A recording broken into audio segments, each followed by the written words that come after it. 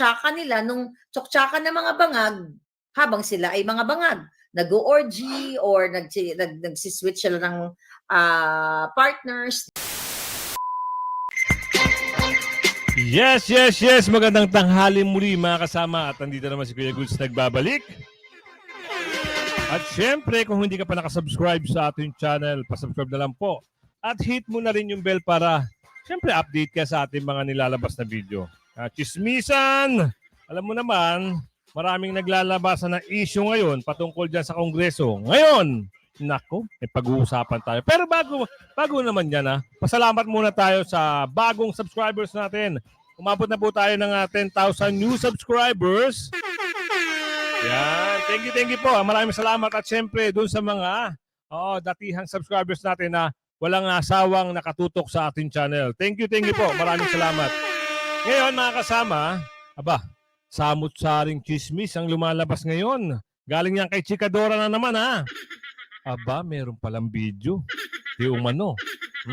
Samut-saring video ang ibubulgar nito ni Chikadora sa atin. At siyempre bibigyan natin ng ng patunay, di umano, may magsasalita rito. I-interviewin natin kung totoo ba yung video na lumalabas. No, Chikadora, ano ba meron dyan? Pwede bang ikwento mo sa amin kung ano yung bago dyan? Lagi na lang ikaw ang nauuna, sinichismis mo sa amin eh. Nako, eto na, panoorin mga kasama. Eto na, pasok! Tunay na kahit anumang gawin mong tago, lalabas at lalabas pa rin kung ano ang totoo. Yeah. Ngayon pa lamang, tila natataranta na ang mga nasa pamahalaan sa binitawang salita ni Vice President Sara Duterte patungkol sa isang controversial video na ipinangako nitong ilalabas niya sa publiko. Oras nakantiin siya ng di umano'y pinaniniwala ang taong punong-puno ng kontrobersyal at skandalo na hindi malayong mga nasa gobyerno. Ilan sa mga netizen ang napapaisip kung tama raw ba ang kanilang hinalang si BBM, ang isa sa mga tila tauhan sa nasabing controversial video na ilalabas ni BP Sara dahil tila matatandaang ito ang naging subject patungkol sa demoni polvoroning video na inilabas ni Maharlika na pinagkaguluhan maging ng international media. Ngunit ilan sa mga reliable sources ang tila nagsabi na ito ay marahil ang First Lady na si Liza Araneta Marcos na magpakailang beses nasangkot sa skandalo matapos kaladkarin ang pangalan ni VP Sara. Bukod sa issue ng demoni pangingidnap, pagdudurog din ng ipinagbabawal na gamot. Tila sangkot rin daw ang First Lady sa isang skandalong tiyak ikagigambal ng taong bayan. Dahil bukod kay VP Sara, may iba pang mga taong may hawak ng demoni ebidensya laban sa unang ginang.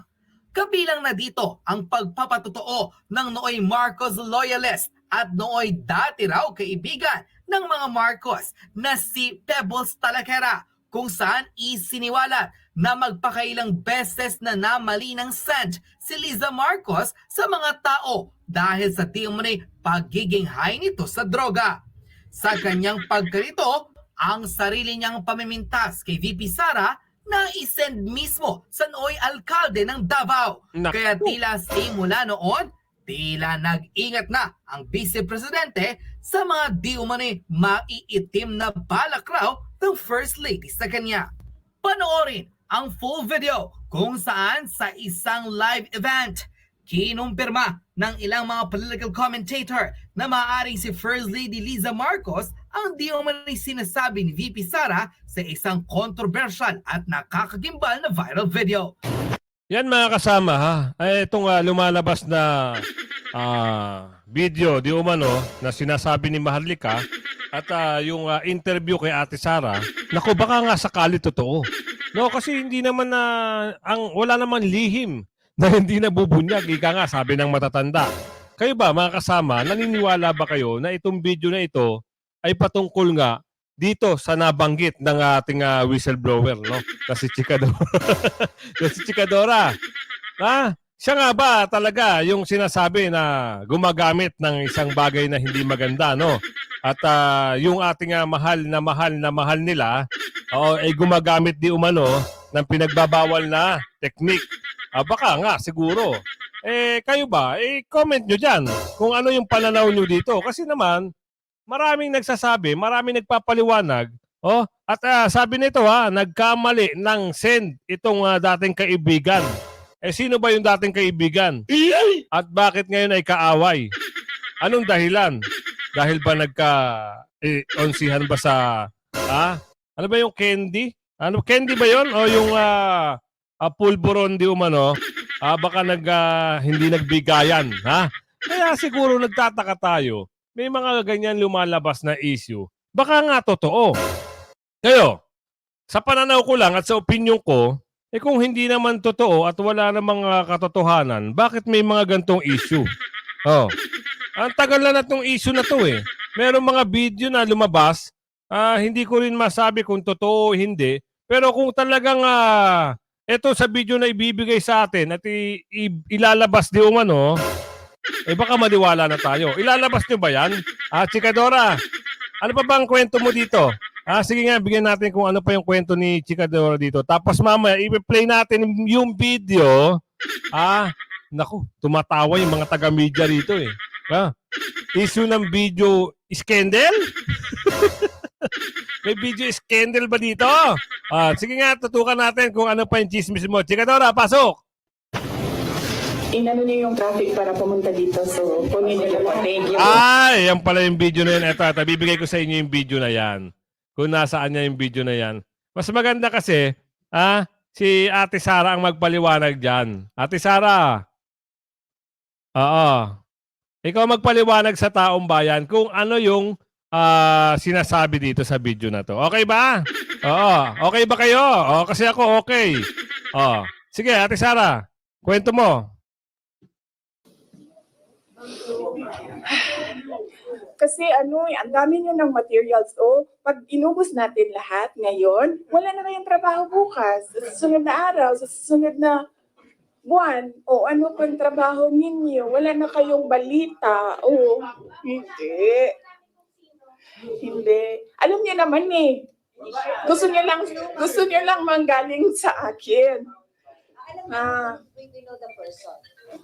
Alam niyo kung sino. Gusto niyo lang manggaling sa akin. Ala. Oo, alam daw ng mga taga-media kung sino. Nako, siyempre, hindi ilalabas ni Ate Sara. Oo. Pero pag pinilit nyo, si Ate Sara, mawiwindang ang buong Pilipinas.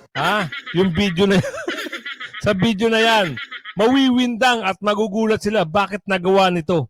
Di umano ng isang tututututut. Ano pa dyan meron natin, Sara? Kwento mo na sa mga ating kababayan dito. Pero mamaya na kasi meron kasi siyang kwento eh. Kasi hindi pa kasi lumalabas. So hindi ko malabas yung kwento. Alright. Nagets na mga kasama.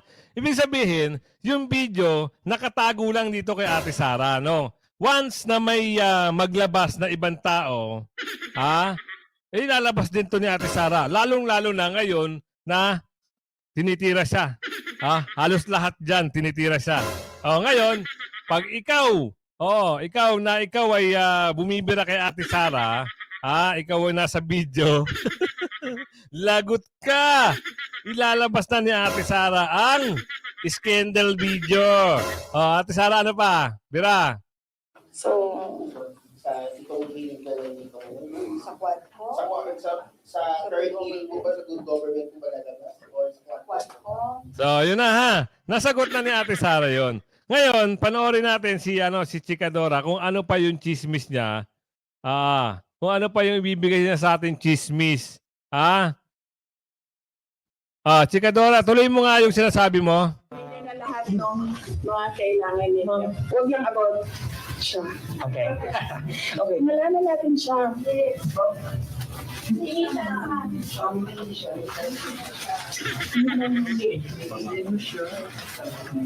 Sino siya? Ang bilis mong mahuli, ang bilis mong mahuli. Sino siya? Ang bilis mong mahuli. Sino kaya yon? May idea na ba kayo mga kasama? I-type nyo sa comment section kung meron na kayong idea. Kasi ako, nagkakaroon na ako talaga ng idea. At kung sino-sino ang nasa likod nito. Okay ba? Sige, bira, Ate Sara. Wala pa akong... Siyempre wala akong code name para sa kanya eh. Sinasabi ko diretso yung pangalan niya pag ginalibak na ko siya. Ate, sabihin mo na. Hindi namin pagkakalat. Sa amin mo lang ikwento. Okay ba? Sige, tuloy. Okay. Lalo na pag lasing Naku, yan, meron siya mga nasisend na messages na hindi niya alam na nag-send siya. Dahil nga sa amat na amat ng lola mo. Amat na amat. Ano daw? Amats na amats, ba? Ibig sabihin, matindi blind item, sumisingot ba ito? Kinakain ba ito? Ano ba ito? Tuloy. Yung kunwari, yung i-text ko, kunwari, ito talagang tong si Sas, napaka-dalahira talaga nito. Tapos, masasend ko kay Sas. Oo, kasi yun siya yung kapag lasing ka at amat ka, yung kasing nasa utak mo, siya. Oo. So, ang ending, sa kanya mo rin masisend, hindi siya doon sa gusto mong pagsabihan. Parang ganyan niya pag mag-iinom yan. Tapos may mga dumadaan sa Facebook niya. Tapos mag-face siya. Parang yung nangyari kay Aguila. Nagkakantahan sila Aguila kasama yung mga kapatid sa video okay. So, dumaan sa feed niya. Napanood niya na kumakanta si Aguila. Ngayon nag-message siya. Meron siyang gustong senda ng message na tingnan mo, ang gaga, feel na feel yung pagkanta. Ganyan, parang gano'n. Tapos na-send niya kay Aguila.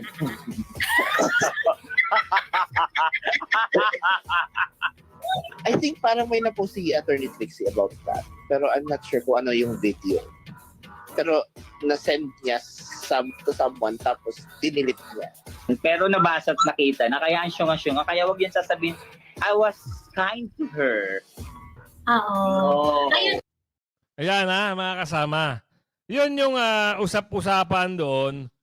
Kasi dati ito, di umano, magkakasama. Pero ngayon parang wala na. Watak-watak na. Kaya, nagkakapalitan ng message. Nagkakaanuhan sila ng message. Ngayon, nasi-share nila sa isa't isa, di umano. Ano pa ba meron dyan, ate? Pwede ba bang ituloy sa amin? I-share mo kung ano pa ang mga nalalaman mo patungkol dyan sa scandal video na yan. Alright, tuloy. Kung kasi kami, we always ask the Congress. Ang lagi nilang sinasabi kung mayroong mga impeachment, naririnig nila, sa'yo daw po. So sorry, we have to ask you again. Sino, alam ko kung sino, pero hindi ko siya masabi.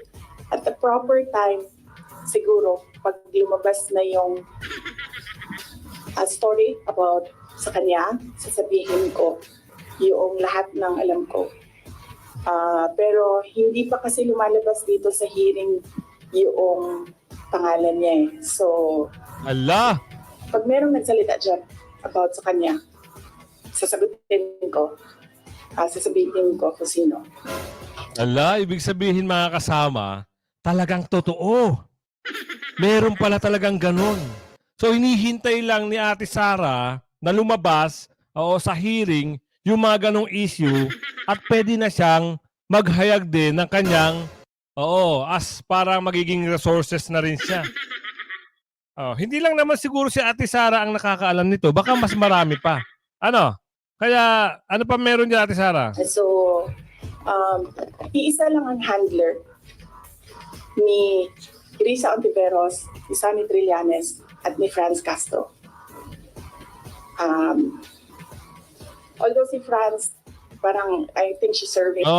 Parang ibang kwento na ito. Pero tignan natin Naku. Diyos mio, Marimar.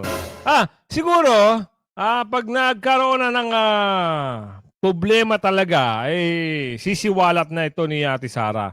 Pero ganun pa man, ipapakita ko sa inyo kung ano talaga yung hawak-hawak at kwento di umano nito ni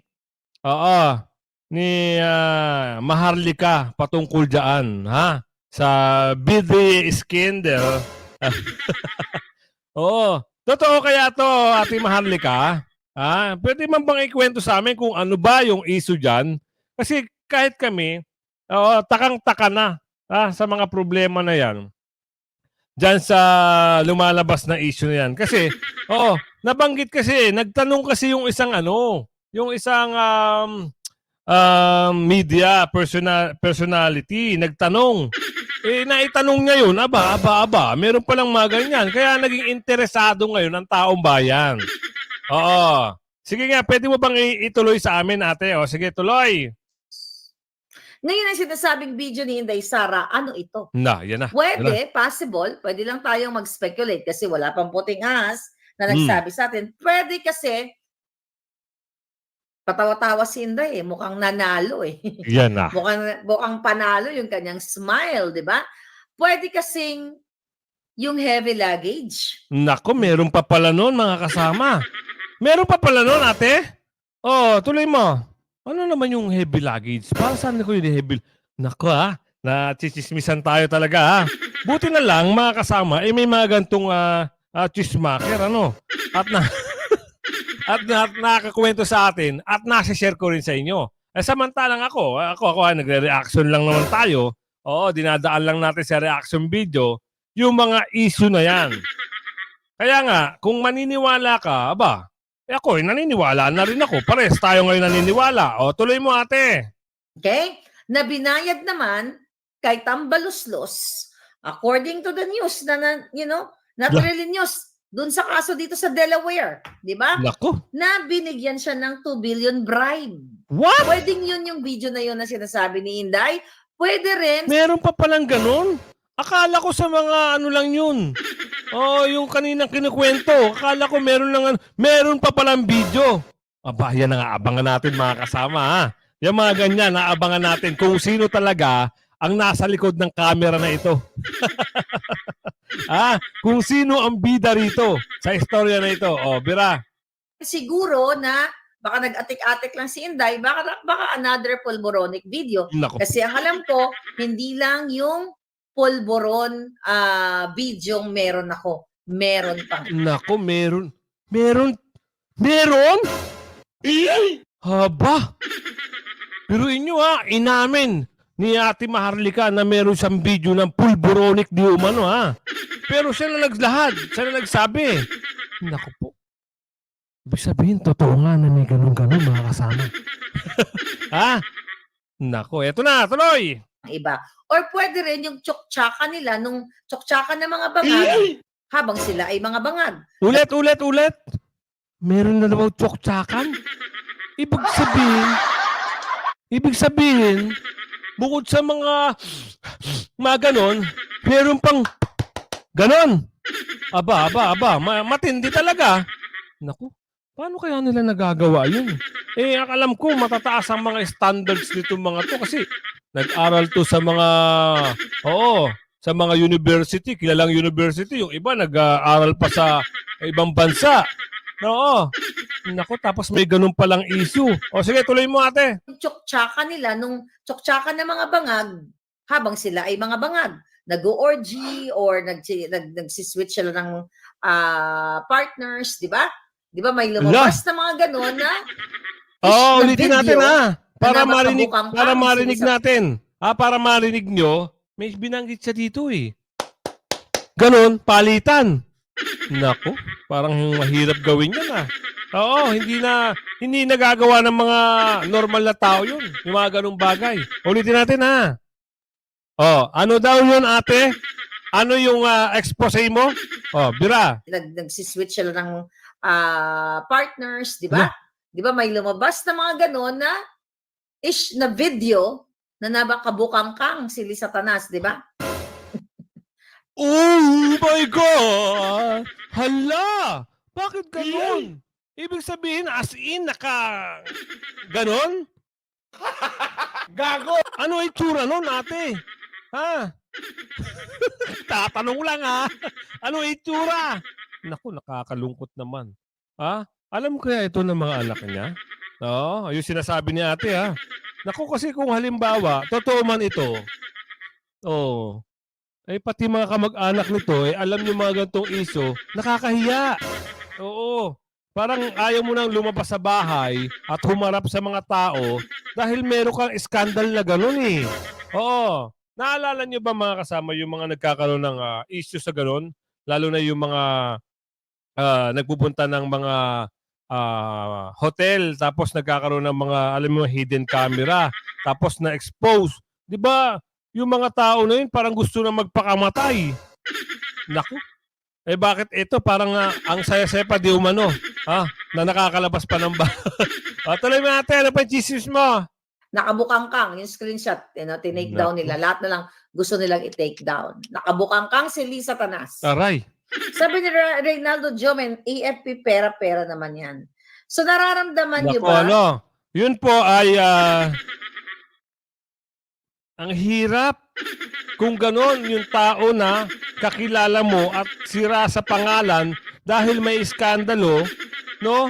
Alam niyo naman po pag nasangkot ka sa iskandalo, eh parang hiyang-hiya ka na, parang ayoko na mabuhay. Parang ganon, di umano ha. Oh, meron pa ba ate? Baka kwentuhan mo pa kami, baka hindi lang naman yun na kinukwento mo. Ano pa dyan meron? Oh, Bira! Okay, nararamdaman niyo ba kung gaano kahirap ang pinagdadaanan niyo ngayon sa Pilipinas? Siguro Oo. nakikita niyo naman na everyday ng buhay ninyo kung nanonood kayo ng balita, Mm. wala nang naibabalitang matino o wala nang ang build. Wala man lang naipapatayong mga infrastruktura. Okay. Para Ayan, sa sinabi mo yan, ate, totoo naman. Totoo naman na hindi na nababalita yung mga ganyang bagay. Pero sa amin ate, interesado kami doon sa issue ng nung sinasabi nyo, yung pasabog. Ha? Yung pasabog na magugulantang yung mga Pilipino, mamamayang Pilipino, dahil nga sa ganyang mga sistema na meron pala niyan di umano. Kahit naman siguro simpleng bata, pag nakita yung mga ganyan, o kung halimbawa sabi niya, nanay ko ba yan? Ha? Tatay ko ba yan di umano? O doon naman sa sinasabi mong luggage, aba, napapaisip kung ano ba talaga yung video na gustong isa sabihin dito. No? Aabangan natin to mga kasama ha. Para naman na maliwanagan tayo kung ano yung mga sinasabi dito. Kasi nakakagulat na lang. Minsan, late na tayo sa balita, tapos ganito pala. No, nakalabas na pala yung gantong issue. Tayo naman, walang kaalam-alam. No? At sana, kung totoo man o hindi, maging aral na lang ito sa ating mga kababayan. No? Ang issue lang naman dito, mga kasama, sa punto na ito, doon nangyayari yan sa loob. Alam nyo na, sa loob. Kung nasaan sila. Parang sila dito. Mahirap na magbanggit ng pangalan, pero kung may idea kayo, kung alam nyo kung saan patungkol ito, kasi kaibigan ito nila, dating kaibigan to nila, ni Maharlika Tsaka ni, anong pangalan? Pebbles. Parang kaibigan niya yan ngayon, parang nagkamali ata ng send ng video. Aba, nakita ngayon yung kuyukot. Ano sabi? Biking-king? Biruin nyo isipin nyo ikaw magsasend ka ng ganon. Send mo sa mga kaibigan mo. Ano bang moral meron ka? Kung ganon-ganon lang papakita mo sa mga kaibigan mo. Samantala, sa bagay, sabi nga ni ate rito, kapag medyo high na high ka na, wala ka na sa katinuan. Kaya sa bagay, kung halimbawa nga nakainom ka at medyo lasing na lasing ka, parang wala ka na rin talaga sa sarili. Ganon ang nangyayari dito. Kaya, kayo na po ang humusga mga kasama. Abangan natin kung ano pa yung mga issue na ibibigay sa atin patungkol dito. At syempre kung late na late ka sa balita, sa mga issue, mag-subscribe ka kay Kuya Goods para lagi kang na-update. Kita mo si Chikadora, laging update. Kaya ngayon, nire-reaction natin kung ano yung mga meron na patungkol si Chikadora. Ito na, kung hindi ka pa nakasubscribe, mag-subscribe ka na. At syempre, hit mo na rin yung bell para updated ka sa ating mga video. Kung nagustuhan nyo yung video, mag-comment kayo kung ano reaction nyo, komento nyo dyan sa comment section. Maraming salamat po at mabuhay kayo lahat. Bye-bye!